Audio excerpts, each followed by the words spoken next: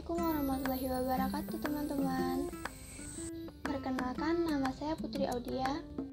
Berdirinya saya di sini ingin menyampaikan sedikit tentang sistem transportasi pada manusia. Mendengar kata transportasi, apa sih yang ada di pikiran teman-teman semua?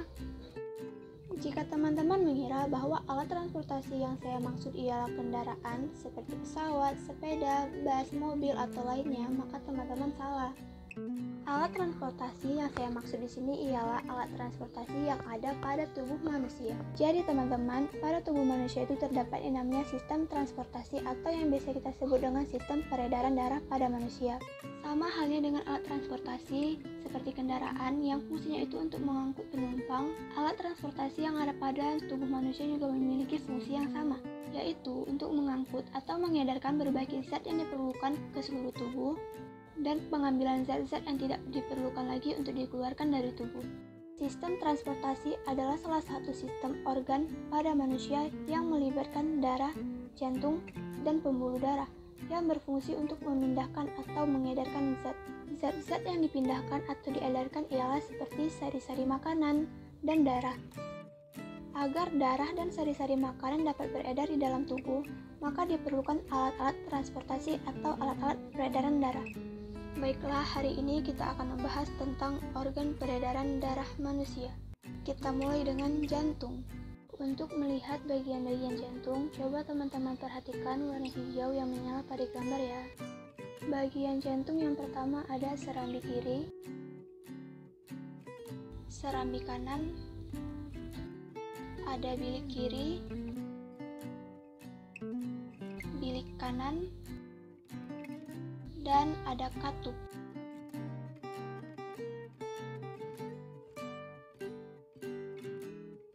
Selanjutnya darah. Yang pertama, di dalam darah itu ada sel darah merah, sel darah putih, keping darah, dan ada plasma. Selanjutnya lagi, dalam organ peredaran darah manusia itu ada pembuluh darah.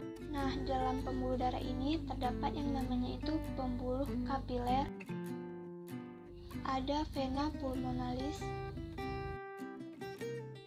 arteri pulmonalis, pembuluh arteri,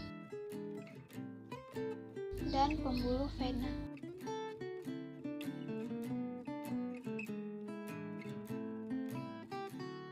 Di sistem peredaran darah manusia terdapat sistem peredaran darah kecil dan juga besar.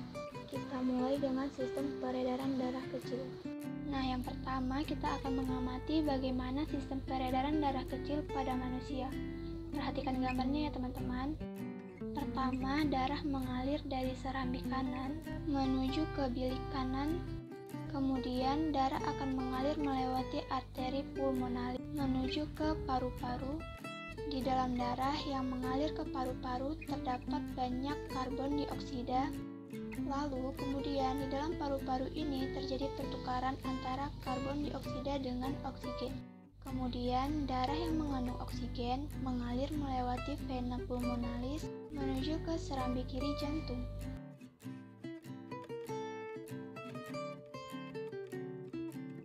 Selanjutnya kita akan mengamati sistem peredaran darah besar pada manusia.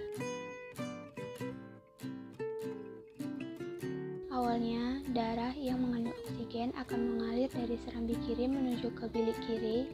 Kemudian, darah akan mengalir melalui arteri besar ke seluruh tubuh kecuali paru-paru.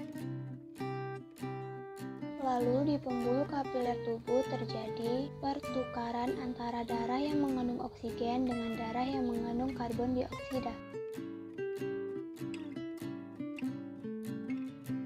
Darah yang mengandung karbon dioksida tersebut kemudian kembali lagi ke serambi kanan jantung melalui vena.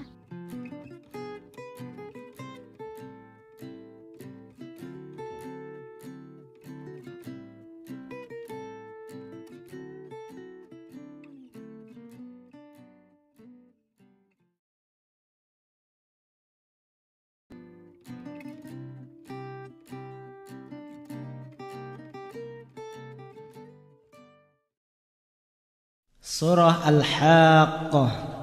hari kiamat.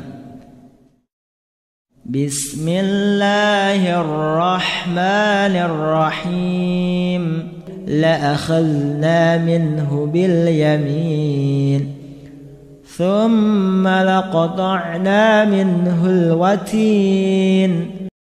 Maksud dari ayat tersebut ialah, jika Rasulullah berdusta terhadap Allah, maka sanksi yang akan diberikan ialah pemotongan pembuluh darah yang keluar dari jantungnya, sehingga kematian adalah hasil akhirnya. Oleh karena itu, ketika aorta dipotong, maka konsekuensinya ialah akan terjadi pendarahan yang sangat hebat, lalu syok dan dengan mudahnya dapat menimbulkan kematian.